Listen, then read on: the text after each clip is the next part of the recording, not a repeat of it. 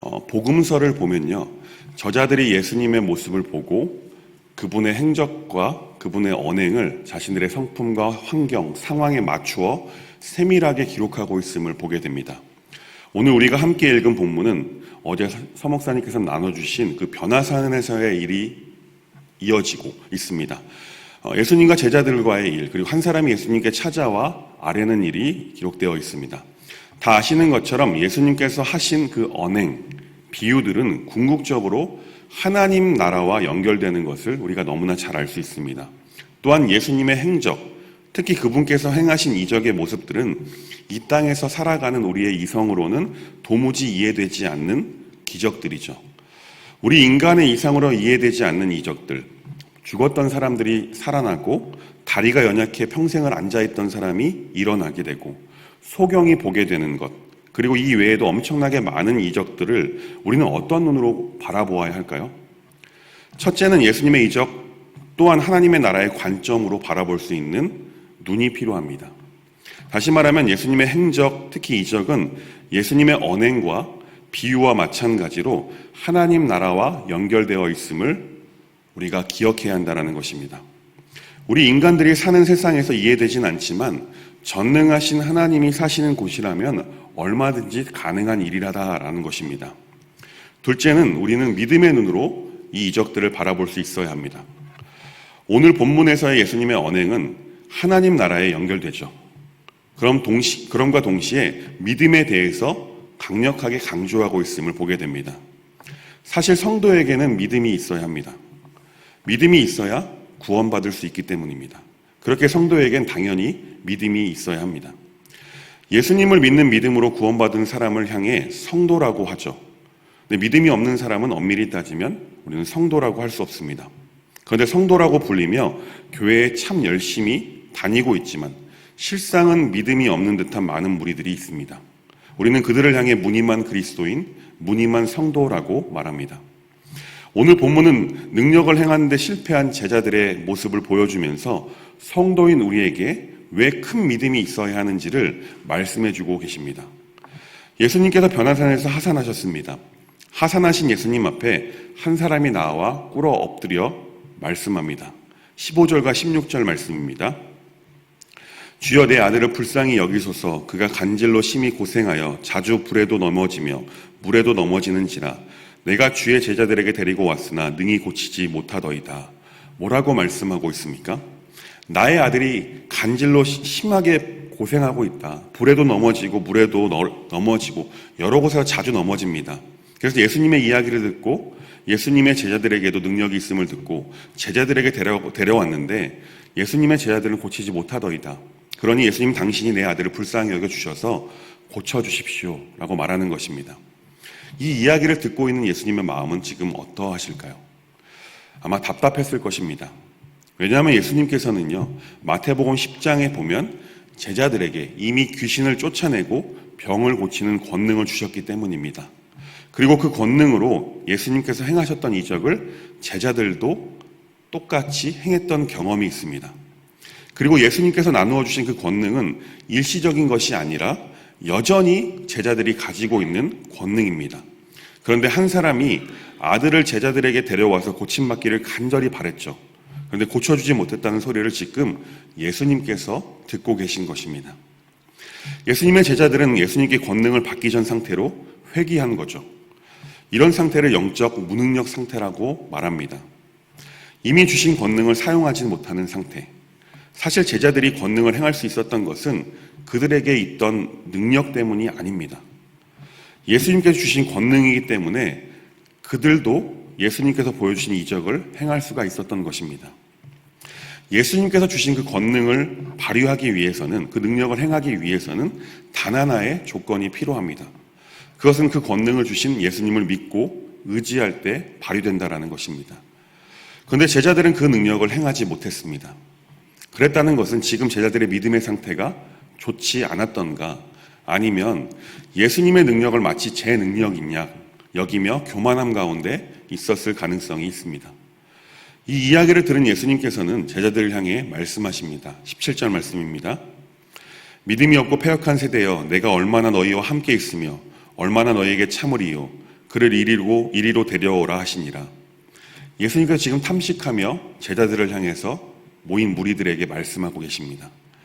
십자가를 져야 할 때가 가까이 다가오고 있는데 제자들을 비롯한 모든 사람이 믿음에 이르지 못한 모습을 보고 답답하게 여기시고 탄식하고 계신 것입니다.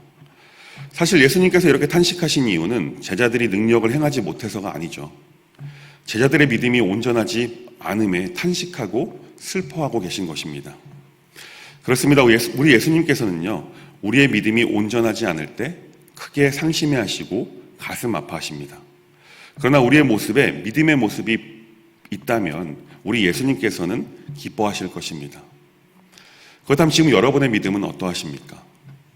혹시 여러분의 믿음을 보신 예수님께서 기뻐하시는 것이 느껴지십니까? 아니면 슬퍼하시는 것이 느껴지십니까? 바라기는 날마다 하나님 앞에서 우리의 믿음을 점검할 수 있길 간절히 소망합니다. 예수님께서 귀신 들려 간질에 고통하고 있는 소년을 고쳐주셨습니다. 잠시 후 제자들이 머쓱했는지 조용히 예수님께 나아갑니다. 그리고 예수님께 자신들의 실패의 원인을 물어보기 시작하죠. 그때 예수님께서는 이렇게 말씀하십니다. 20절 말씀을 보겠습니다. 이르시되 너희 믿음이 작은 까닭이니라. 진실로 너희에게 이르노니 만일 너희에게 믿음이 겨자씨 한 알만큼만 있어도 이 산을 명하여 여기서 저기로 옮겨지라 하면 옮겨질 것이요 또 너희가 못할 것이 없으리라. 아멘. 지금 뭐라고 말씀하고 계십니까? 제자들의 실패의 원인은 믿음이 적기 때문이다라고 말씀하고 있습니다. 아까도 말씀드렸지만 예수님께서는 이미 그들에게 귀신을 쫓아내고 여러 가지 이적을 행할 수 있는 권능을 주셨습니다. 그런데 믿음이 작아서 그 예수님께 주신 그 권능을 제대로 행사할 수 없었던 것입니다. 하나님의 능력은요, 온전한 믿음을 통해서만 나타납니다. 우리의 믿음, 다시 말해 예수님을 향한 우리의 믿음이 온전할 때 주님께서 우리의 믿음을 통해서 그분의 능력을 세상 가운데 드러내신다라는 것입니다. 하나님의 능력은요, 그분을 온전하게 믿는 믿음 위에 일어나게 됩니다. 여기서 우리가 생각해 보아야 할 것이 있습니다. 하나님의 능력이 필요한 시대 속에 우리는 지금 살아가고 있죠. 그런데 안타깝지만 하나님의 능력이 절실히 필요해서 하나님의 능력을 간절하게 구하고는 있지만 하나님의 능력이 우리 삶 가운데는 나타나지 않습니다. 왜 그럴까요? 그것은 우리의 믿음의 상태를 점검해야 한다는 신호인 것이죠. 하나님의 능력을 경험하지 못한 상태가 지속되고 계십니까? 그렇다면 다시 한번 말씀드리겠습니다. 우리의 믿음을 돌아보아야 할 줄 믿습니다. 돌아보았는데 우리의 믿음이 적다고 해서 낙담하면 될까요? 그럴 필요는 없습니다. 우리의 실패, 우리의 믿음의 없음을 인정하는 그 순간은요, 우리의 믿음이 성장할 수 있는 가능성을 보는 시간이기 때문입니다. 믿음이 적으십니까? 안심하시기 바랍니다. 자신의 믿음이 적은지도 모르고 교만해 있는 상태보다는 훨씬 더 가능성이 있습니다. 예수님께서는 의기소침해진 제자들에게 놀라운 사실을 말씀하고 계십니다. 믿음이 겨자씨 한 알만큼만 있어도 산을 옮길 수가 있고 하지 못할 것이 없다라고 분명하게 말씀해주고 계십니다. 혹시 20절 이 말씀이 혹시 책망처럼 들리십니까? 그렇게 들으실 필요 전혀 없으십니다. 우리는 20절의 이 말씀을 책망이 아닌 약속과 언약의 말씀으로, 격려의 말씀으로 받아야 할 줄 믿습니다. 너희들이 믿음이 겨자씨만큼도 되지 않기에 이러한 능력을 발휘할 수 없었다가 아니라 내가 후에 너희들에게 겨자씨만한 믿음을 허락할 건데 그 믿음은 능히 못할 것이 없는 믿음이 될 것이다 라고 말입니다. 그렇기에 우리는 이런 믿음을 간직하기 위해 힘쓰라라는 예수님의 격려의 메시지로 20절 말씀 우리는 받아야 할 줄 믿습니다. 그리고 이 말씀을 믿고 우리의 믿음이 더욱 온전하고 굳건해지기 위해서 우리는 끊임없이 힘써야 할 것입니다. 바라기는 겨자씨만한 믿음을 소유하기 위해 끊임없이 애쓰시는 복된 삶을 사시길 주님의 이름으로 축원합니다. 이어서 예수님께서는 제자들을 격려하신 후에 당신의 십자가의 죽음과 부활을 예고해 주고 계십니다. 믿음이 중요하다는 것을 말씀하시고 이어서 바로 십자가 고난을 예고하시는 것은요, 제자들의 믿음이 다른 어떤 것보다 예수님의 죽으심과 부활을 확고하게 믿어야 함을 암시해 주고 있는 것입니다. 그렇습니다. 믿음의 궁극적인 목표라고 할 수 있는 것은 예수님께서 우리 죄를 대신 담당하시고 십자가에서 죽으시고 부활하시는 것을 믿는 믿음입니다. 이것이 바로 우리의 믿음의 목표임과 동시에 믿음의 기초가 되는 것이죠. 그리고 복음의 핵심이죠. 예수님께서는 십자가의 고난의 때가 가까이 왔음을 인지하시고 제자들에게 이것을 확고하게 믿기를 바라시면서 자신의 죽음과 부활을 예고하고 계신 것입니다. 이 복음의 핵심이 흔들리지 않는다면 우리의 믿음은 결코 흔들리지 않을 줄 믿습니다. 그러나 만약 이 복음의 핵심에 대한 믿음이 흔들린다면 우리의 믿음은 결코 온전해질 수가 없을 것입니다.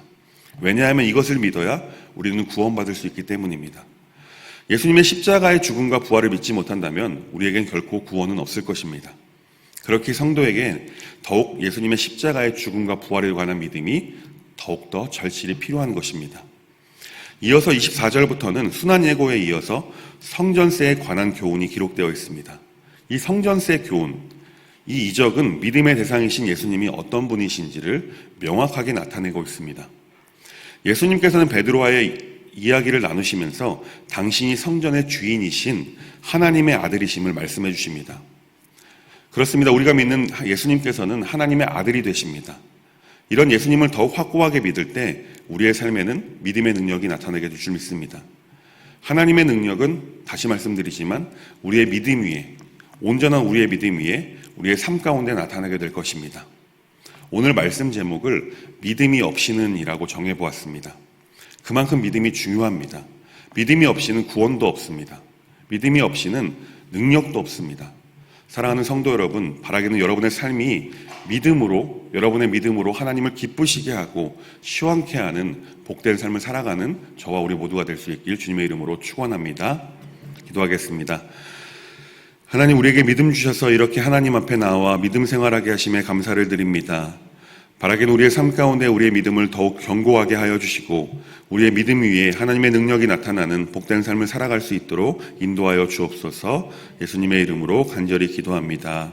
아멘.